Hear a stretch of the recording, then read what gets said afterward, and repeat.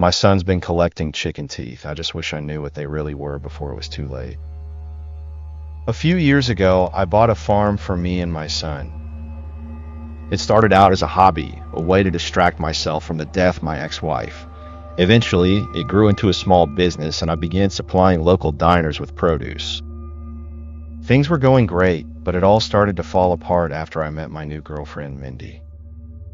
Weird things started appearing in my mailbox, like grains of uncooked rice, a bouquet of dead flowers, and oddly enough, my old wedding band. At the same time, some chickens had begun to go missing from one of the hen houses in my backyard. I assumed it was the work of coyotes or wolves, and I set up motion detector lights and cameras to catch them in the act, but none of them ever worked. After trying out my fifth set, I gave up on them entirely. My son Sean had just reached the age where he began losing baby teeth, and after receiving his first dollar from the tooth fairy, he became obsessed with the idea of cash for teeth. I caught him stuffing little black pebbles under his pillow one night, and when I asked him what he was doing, he told me he had put chicken teeth under there to trick the tooth fairy. I laughed and tried to explain to him that chickens didn't have teeth, but he was adamant they did because he found them in the hen house. I decided to humor him, and after dinner that night, we armed ourselves with flashlights and headed out the kitchen's back door to the farm so Sean could search for some of his elusive hen veneers. As we passed the barn, something felt off.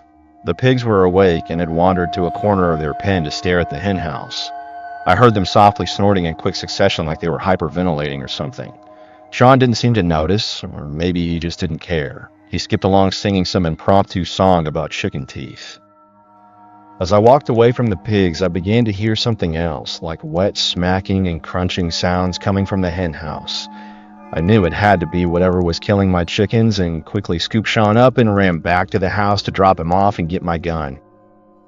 I raced back to the hen house, rifle ready in my hands, but I couldn't hear the munching anymore. Instead, I found a message written in hen's blood on the floor of the coop that read, "Till death do us part." Just as I finished reading it, I heard a scream from the house. Sean, I thought, and he began running back to the house. I tried the back door, but it was locked. I heard another scream, and I kicked the knob until it gave way. The first thing I saw were more messages written in chicken blood on the floor, walls, and countertops. Cheater, liar, adulterer, I didn't have time to read them all as I barreled towards Sean's room. I burst through the door and saw poor Sean in the corner of his bed, his sheets pulled up to his eyes. "Sean, are you okay?" I said. He didn't respond, but it looked like he was staring at something behind me. I slowly began to turn around and found myself face to face with the rotting corpse of my ex-wife. She shrieked and pounced on me. I was so shocked I lost my balance and found myself on my back with the corpse of my ex trying to bite and claw at my face. Still clutching my rifle, I pushed the length of it into her chest to keep her snapping maw away from me. My hands were getting sweaty and I was losing the grip on my gun. I looked up and saw a centipede crawl out from one of her nostrils and slip under her left eye. All of a sudden, she stopped biting and her head began to violently shake around like a cocktail mixer. She opened her mouth and a sea of bugs and insects flooded out, covering my face.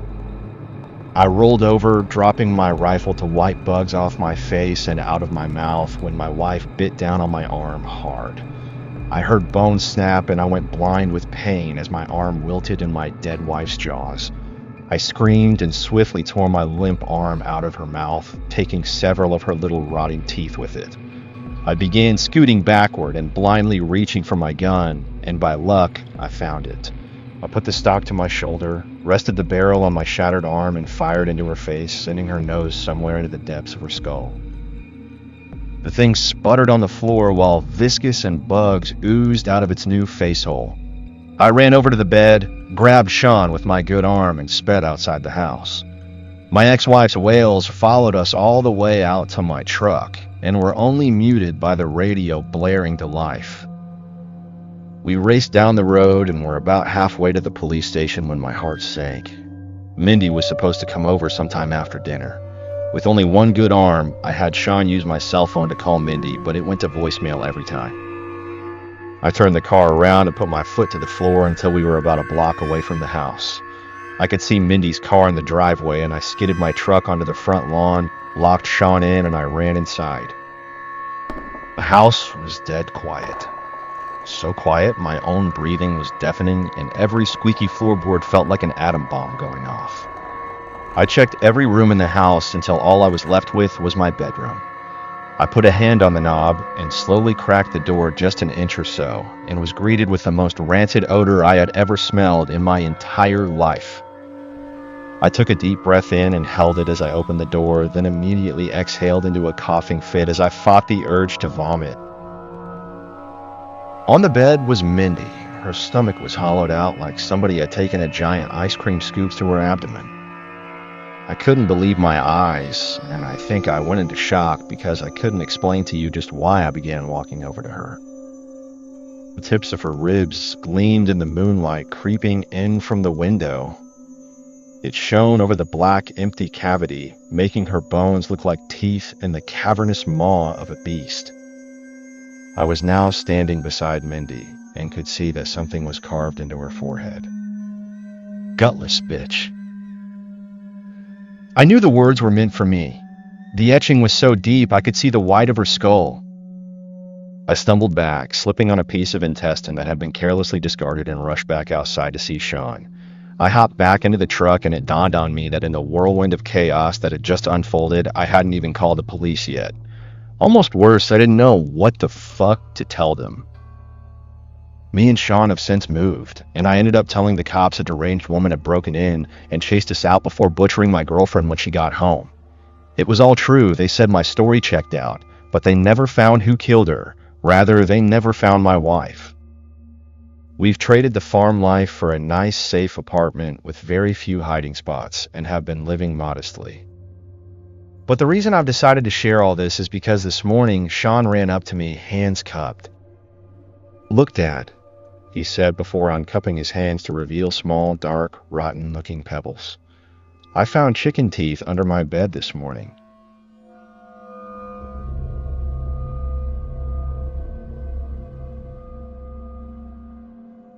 There was a face outside the car window. We were going 75 miles per hour, and I was the only one that could see it. I don't know what else to say or do. I'm kind of freaking out right now. I'm writing this here because I need to empty these thoughts out before I go insane. Will I post it? I don't know, and it's not important. Right now, this draft is going to serve as my way of calming down.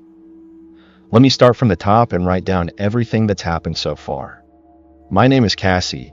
I live in the middle of nowhere, Florida, with my boyfriend Sean and my sister Lisa. We just got done visiting my parents in slightly less middle of nowhere, Florida. We had a good time, but ended up staying later than we should have. Way later. I tried to convince Sean that we could just spend the night with him, but he felt like he was imposing. He's the type to avoid that at all costs, so he insisted on going home that night. And since we were Lisa's only ride home, she was dragged along too. So in the dead of night, around 11 p.m., we began the long 2-hour drive back home. Lisa has night blindness, and I, embarrassingly enough, don't have a driver's license, even at 22. So it was all on my poor boyfriend to drive us home. That's how we ended up in this situation. The three of us barreling down this empty country road in the dead of night, something straight out of a horror movie. We were about an hour into the drive when I first noticed it. Sean was focused on driving and Lisa had fallen asleep, so I was left to my own devices. I had exhausted any entertainment my phone could give and turned a tired eye to the window. At first, I didn't see it. At first, I just thought it was my own reflection, or Sean's, or something appearing in the glass. It was hazy and distorted, like I was trying to look at something under rippling water. But the longer I stared, the more clear it became. What started as a pale, formless shape took on more clarity, like it were emerging from the shadows to make itself known. Edges became more defined, features more apparent. A wisp of hair, the hollows of eyes, the bridge of a nose. The contours and shapes of a face. The second I realized it wasn't my reflection, I shot upright in my chair, my eyes going wide as I continued to gaze at the strange apparition. I blinked hard and rubbed my eyes, thinking I must have just been tired and seeing things. But when I opened them back up, it was still there. Even clearer this time, though still too fuzzy for me to make it out clearly. But there was no ambiguity left in what it was. It was a face.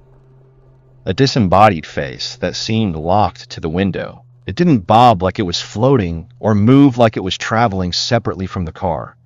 It's like it was locked to the window, keeping perfect pace with us. We were going way too fast for anything to be doing that normally. My eyes quickly darted over to the speedometer, 75 miles per hour. And yet, there it was, a face in the window. "Sean," I said, grabbing my boyfriend's arm. "Sean, what the fuck is that?" I held his arm for dear life, the hair on the back of my neck standing on edge. "What the fuck is what?" Sean asked in return, his eyes only briefly leaving the road to look in my direction. "The thing in the window. What is that? It looks like a face." Sean took another glance at the window I was so horrified at, a longer one this time. But his eyes eventually returned to the road, and with a shrug he said, "I don't see anything." I was utterly shocked and frankly kind of pissed off. The face wasn't exactly difficult to see. It was quite obviously there. "Are you blind? It's right there.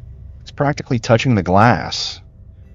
My head swiveled, darting back and forth between Sean and the face. I couldn't comprehend how he wasn't seeing it. Sean took one last look before shaking his head. "Babe, there's seriously nothing there. Are you sure it's not just a reflection?" I started to get angry by this point. I slapped his arm, which elicited a pained yelp from him. "Do you think I don't know what my own reflection looks like?" "Well, I don't know what to tell you. I don't see anything." Exasperated and annoyed, I turned back to window and locked eyes with the creepy face once again. I stared at it, long and hard, really double-checking to make sure I wasn't just seeing things. But I wasn't. It was there. The details were hazy, but it was there. It couldn't be Sean's reflection because he wasn't facing the window, and it didn't follow my head when I moved. The face had become even clearer in the past minutes. I could make out more of it now, more of its entire head. It looked misshapen. Something was wrong about its shape somehow. My heart was starting to pound. Fear was gripping my heart. What was this thing? Was I just losing my mind? My sister must have woken up from our shouting, because I heard her stirring in the back seat before she let out a bleary yawn and leaned forward, arms on the backs of our chairs, head leaned forward between them. "What are you two yelling about? Are we home yet?" she mumbled, still groggy and tired. "No, we've still got another hour," Sean replied. "Cassie's just seeing things." My sister turned to me with a raised eyebrow. "I am not seeing things. It's right there. Lisa, look." I leaned back in my chair to let her get a look at the window. "Do you see it? In the window?" Lisa stares into the glass, narrowing her eyes and leaning forward. "No, I give up. What am I looking for?" I dropped my head into my hands, frustrated and scared. Sean and Lisa tried to comfort me, but I wasn't having it. I didn't know why I could see it and they couldn't. Was I genuinely having some kind of breakdown? I kept my head down for a while, eyes shut tight, not making a sound aside from the occasional whimper. I think I must have dozed off at some point, because I startled awake sometime later from the jostling of the car over a pothole. At first I wondered if it could have been a dream, but I could feel it. I could feel its gaze from the window, the unmistakable feeling of being watched. I didn't want to look. I didn't, but I had to. It felt like I was being compelled, like something was yanking me towards it, forcing me to look. Morbid curiosity? Or was it something else? I finally stole a glance at the window against my better judgment. It was still there, and now it was even more clear than before. I could make out more details that I couldn't last time. Raw red skin, blood oozing from exposed muscle tissue on its face, burn marks on its charred scalp, hair that still singed with fire, I wanted to cry and scream and get out of this car. But my panic was put on hold as I noticed something else. The face was rapidly becoming clearer, faster than before. It was coming into focus so fast I could watch in real time as its full face emerged from the haze. I was glued to it, unable to tear my eyes away. It's like I was paralyzed. My eyes opened so wide they practically hurt. As we passed by mile marker 428, the face finally gained its full appearance. For just a moment, it became perfectly crystal clear, only at that very spot, before it quickly began to fade away back in a blurry mess, fading quickly as though to just give me a quick peek, but that one glance was more than enough. The face had revealed itself in full to me, a gruesome deformed mess. I could make it out with complete clarity. The side of its head smashed in, caved through like a collapsed building. Blood seeped through torn hair that was scorched black by fire. The face itself was raw and red, skin almost completely torn away, leaving nothing but bleeding, burning tissue and exposed bone. Its nose was torn away, and one eye was completely missing, leaving nothing but a grotesque and empty socket. Its mouth full of broken, shattered, and bloodied teeth. The face was so horribly deformed that I couldn't even make out if it was a man or a woman. It barely even looked human at this point. I finally lost control of myself. My stomach heaved, and I vomited all over my lap and the floor of Sean's car. The next few minutes were a chaotic blur of shouting and puking. I vaguely remember Sean pulled over onto the side of the road and got out of the car. I tried to plead to him to just keep going, to ignore me and drive, but he stubbornly refused. I couldn't stop from retching long enough to argue. I watched with dismay and horror as he walked around on my side of the car, the face still blurry in the window, and yanked the door open, and it was gone. The face was no longer in the window. That was 2 days ago. I had written it off until now as just a hallucination, or a dream. It didn't really make all that much sense, but it was better than the alternative. I was perfectly content to seal the memory away and live on in blissful ignorance. But that little delusion was shattered just a few hours ago. I got a call from my mother. Lisa had been in a terrible, terrible car accident this morning. The wreck was so bad that they were having to drive out to identify her body. The police said she was barely recognizable from the injuries. That would have been bad enough. Until they told me where the wreck happened. Right next to mile marker 428. I'm avoiding seeing her body at all costs. Because I'm so scared that if I see my sister now, I'll know who that face really belonged to.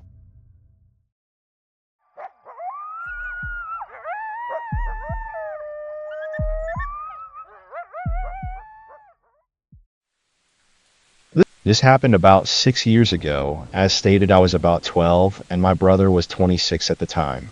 My brother had been serving in the U.S. Army for several years when this happened and was deploying to the Middle East on his second deployment, if I remember correctly. Also of note was that he is a Green Beret and had recently, 3 or 4 months prior to this trip, completed the Army Special Forces qualification course, Robin Sage and all that, and by then was an active duty SF engineer sergeant. Definitely not someone you'd want to fuck around with. Given that we both grew up with a passion for the outdoors, he thought it would be nice to take me on a backpacking trip in northern Alabama, the Sipsey Wilderness for those familiar with the area, before he left for 9 months. The trip had gone smoothly up until the third night we were camping out. Around 8 p.m., we had our camp set up, eaten dinner, and were sitting by the fire talking about typical boy shit guns, girls, etc. For some reference, our spot was about 50 yards from a large stream and about 50 yards downhill, adjacent to the large path. Our camp, the stream, and the path formed a triangle of sorts. This was summertime in Alabama, so it wasn't quite dark yet when 2 guys who looked to be in their late 20s wandered up and asked if we had seen any hogs while we were hiking around. Given that this is rural Alabama, we actually had seen some farther into the wilderness area and told them so. Even though they were relatively polite, My brother called them good old boys. I got a seriously creepy vibe from them, noted on dirty clothes, greasy hair, scraggly facial hair, etc. I think they probably looked like they belonged in the movie Deliverance. They kind of hung out for a few minutes, maybe a little longer than they should have, looking around, asking us questions like how long we had been out there, how long we were staying, and what looked like them kind of sizing us up. They then abruptly said goodbye and walked away. I didn't necessarily feel threatened by them, and I know for sure my brother didn't, but I still felt uneasy about the whole thing. Fast forward 3 or 4 hours. My brother and I had gone to sleep and were nestled in our tent when I woke to the sound of multiple dogs barking. I've always been a heavy sleeper, and they sounded like they were only about 100 yards away. My heart immediately started pounding, and I kicked my brother through my sleeping bag and asked if he was awake or had heard the dogs. He responded, "I'm awake. They've been getting closer for the past hour or so. Just lay still and don't make any sounds."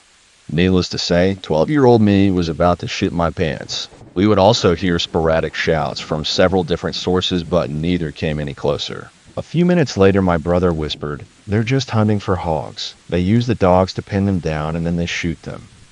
This gave me some relief, but not much. Somehow, I managed to fall back asleep. The fact that they were doing this at night was a huge red flag, my brother later told me, but I think he was just trying to keep me calm. Fast forward what was probably another 3 hours, around 2 a.m. I had managed to sleep pretty well after first hearing the hog hunters when I woke up to my brother squeezing my shoulder firmly, saying, "Wake up, put your shoes on quick and follow me. Be as quiet as you can." My heart immediately went back to racing because I heard the dogs and voices in the distance, farther away than before, but still distinct. Not asking any questions, I did what he said, and as soon as we were out of the tent, he told me to get on his back. This was a breeze for him after rucking with God knows how much weight in the Army. We snuck about 50 yards into the woods towards a junction of the path and the stream and crawled into some bushes. It was up a hill, so we had a pretty good elevated view of our campsite. I remember as we were laying there how loudly I was breathing and how quiet he was when I heard the very distinct sound of a pistol slide racking. I looked over and my brother had his pistol, a HK USP that he gave to me a few years after the story took place, and was watching the campsite and surrounding area. I started to whisper to him when he put his hand over my mouth and pointed at the campsite. The group of hunters had been steadily approaching our camp, and by this time, 30 or so minutes had reached it. There were 5 of them, and like 3 or 4 dogs. They all looked relatively young, but 2 had either rifles or shotguns, and the dogs were going crazy, obviously having smelled our scent. For those of you who are backpackers/campers, nobody who comes up on a random camp in the middle of the night with dogs and guns and has good intentions. I knew this, and my brother knew this. I was scared shitless. I couldn't make out what they were saying, but my brother later told me they were talking about us, although he hadn't heard any specifics either. They lingered for about 20 minutes, shining flashlights around and talking to themselves when my brother put his mouth to my ear and said, "If they come towards, I want you to turn and run as quickly as you can. Don't stop, don't look back, stay off the trail and look for the flashing lights." I didn't know what he meant by this, but that'll come later. I knew I could make it back, because he had taught me land nav pretty well. He then handed me a flashlight and told me not to take the red filter off. He told me later that the red filter helps preserve night vision and cuts down ambient light, so it would be harder for someone to see from a distance. At this point, I was so scared I almost started crying, but at the same time had a rush of adrenaline and what I think now was confidence that he thought I could handle myself. We laid there for a while longer, when out of nowhere they started screaming, "Where y'all at?" and firing into the woods at random. My brother dragged me back behind the crest of the hill and threw himself on top of me. Thankfully, our position on top of the hill, we were protected from any gunfire. They shot maybe 5 or 6 more times and then started walking back the direction they had come. They got maybe 100 yards away when I heard a blaring siren and saw emergency lights flashing through the woods. Turns out, my brother had called the Forest Service office on a satellite phone my family has for emergencies while I was asleep, and they had sent out Forest Service officers and game wardens to our area of the wilderness. The Sipsey Wilderness is about 25,000 acres in size, so it took them a while to get there on the dirt roads. When we saw the game warden truck, my brother signaled them with the light and pointed them in the direction the hunters had gone, and the guy sped off, shining his spotlight through the woods. As soon as they were all gone, we went back to our camp, packed up our shit, and waited by the path for the game warden to come back, who then gave us a ride in his truck bed back to the main staging area. On the drive back, my brother told me how brave I had been and that we would talk about it with our parents the next day if I wanted to. I asked him not to do that because I thought they might never let me go camp again. Creepy rednecks in the woods, let's not meet again, you might get shot next time. Follow up, we never got any definitive information on what happened to the rednecks we encountered. I have many friends who have gone out to the Sipsey area and had a great time with no creepy stuff going on. However, it is truly a wilderness area, and law enforcement response, if you can even reach them, would be slow. I was lucky that my brother was there and reacted so quickly, otherwise who knows what could have happened. We also got lucky that whatever their intentions were, they either reconsidered or lost interest.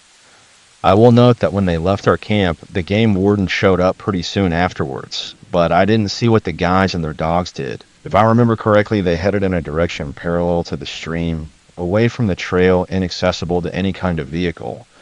Maybe the warden continued on and took another trail to try and cut them off. We waited around 30 minutes for him to come back, and he said there were other officers out looking. There are only so many paths that you could take a truck or quad bike down, so any thorough search effort would also have to be done on foot.